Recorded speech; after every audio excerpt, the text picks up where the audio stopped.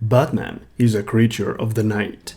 Gotham is a city of darkness, and they were not prepared for the Predator.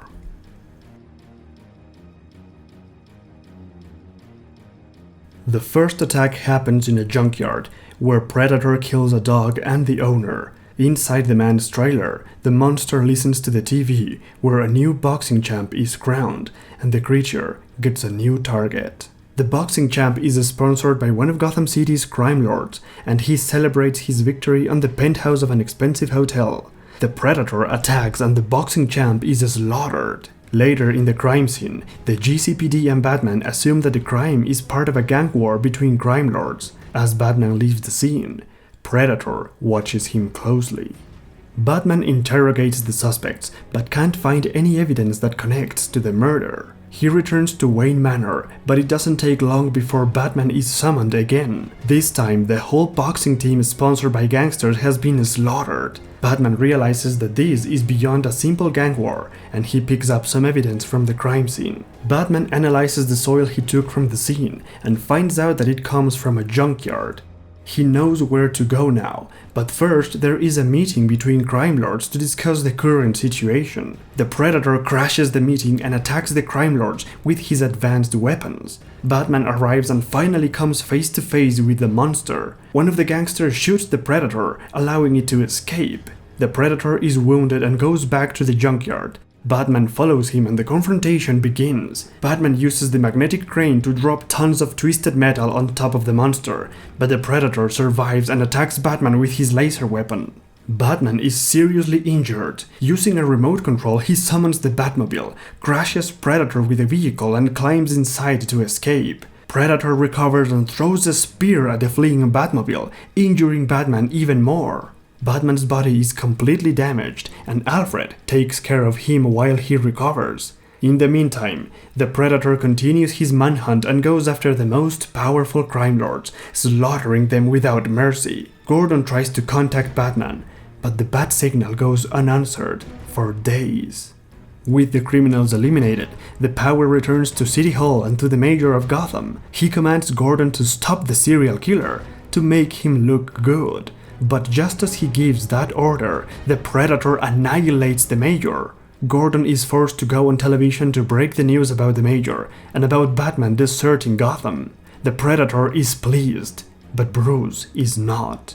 He has slightly recovered, and he calls Gordon to tell him about what he knows. The creature is not from Earth, and it is hunting down the humans who have power and control. The first to fall were the most powerful, and soon every other person with power has been killed. Now that Gordon is in charge of the city, he is the next target, and just as he learns all this from Batman, the Predator strikes. Gordon manages to escape and returns to the GCPD. Meanwhile, Bruce decides to confront the Predator, even though he is not yet fully recovered. He takes some special equipment from the Batcave and goes to the GCPD, where Gordon has activated the bat signal one more time. Batman is ready to fight, wearing a special armored batsuit designed for combat. The Predator destroys the bat signal, and they start fighting on the rooftop of the GCPD. Batman uses the monster's own weapon to attack, and the Predator is furious. They engage in combat and fall to the streets, where Batman summons the Batmobile once again, damaging the Predator. Batman gets in the car, and the Predator attacks viciously. Batman drives the vehicle far from the city to avoid causing collateral damage. Batman takes the monster to the woods near the Batcave. He lures the creature and makes it fall into another, large section of the cave. The Predator is trapped, first in a net and then in a cage. Batman injects tranquilizer, but Predator activates the bomb in his wrist. Batman destroys the machine, releasing the Predator from the cage. The hunt continues in the main area of the Batcave. The Predator tries to escape, but the tranquilizer starts working.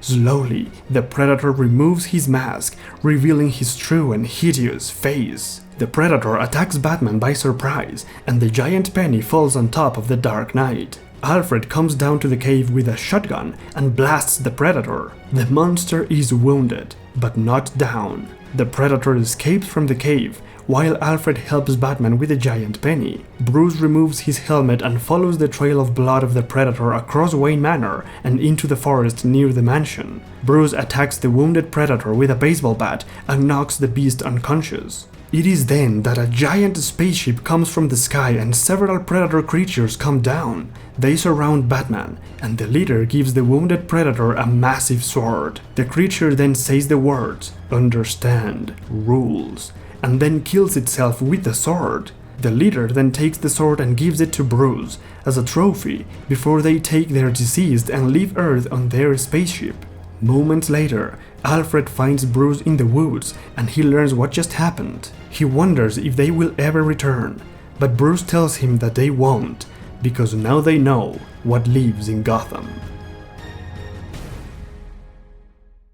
Batman vs. Predator was the first crossover between these two characters, and it came around the same time as the Batman Judge Dredd crossover. Batman was just so popular in the early 90s that he started to reach outside of the DC universe. This crossover was written by Dave Gibbons and illustrated by Andy Kubert. Gibbons was no stranger to Batman, and his take on this story was that of a dark detective, even darker than in his previous Batman story from the World's Finest miniseries. Andy Kubert, on the other hand, was a new artist for Batman, and his take on the Dark Knight is great. His art works to show the Dark Knight nature of Batman, who lives in a dark and dangerous Gotham.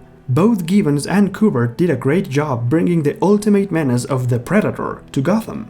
This crossover was different from the Judge Dredd one, because this time, Batman doesn't find an ally, but instead he is challenged by a terrible enemy. Sure, that happens all the times in the Batman comics, but this time, the enemy is an alien, a creature from another planet, a property from another company. Now, Batman vs. creatures from another planet is an old Silver Age concept that not always works in modern comics. So why does the Predator work?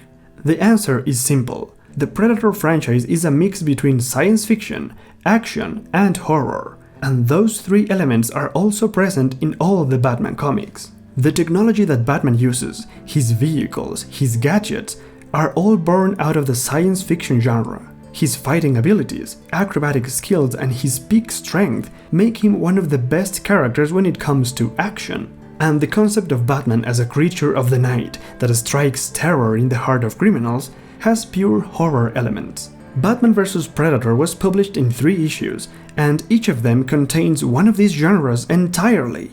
The first issue, where Predator shows up in Gotham, has science fiction elements all over the place, like the advanced Predator's weapons, his camouflage, and his heat vision. The second issue, where Batman is out of action and recovering from his injuries, is a completely horror story, with the Predator becoming this relentless and unstoppable killer, claiming more than a dozen lives in a brutal way and collecting the skulls from its victims as trophies. And finally, the third issue is entirely an action story, where Batman and Predator face each other in a showdown that lasts for more than 20 pages. Come to think of it, this is probably the longest fight in the history of Batman, and it's fantastic. So even though he doesn't belong to the DC universe, the Predator is an excellent enemy for Batman. Just like vampires, zombies, and werewolves, these supernatural threats always have a place in the Batman mythos, and the Predator fits perfectly. Of course, the story is not without faults. For instance, it is never explained how or why Batman created this special armored batsuit, which was clearly inspired by The Dark Knight Returns, not only in the design and functionality, but also on the concept, the idea that Batman is always prepared for anything and everything, which is not exactly a good thing. And the ending was also a bit strange. After the creatures leave Earth on their spaceship, Bruce is overly confident that they will not return. And maybe that was sort of a commentary by writer Dave Gibbons about a possible sequel never happening, which I find ironic considering that 3 years later, the second Batman vs. Predator miniseries was published. And speaking of sequels, in the next video we continue our journey across the graphic novels of the early 90s, and we go back in time to the world of Gotham by Gaslight when we check out Batman, Master of the Future. If you don't want to miss that, subscribe now and don't forget to leave a like. Until then, Godspeed, my friends.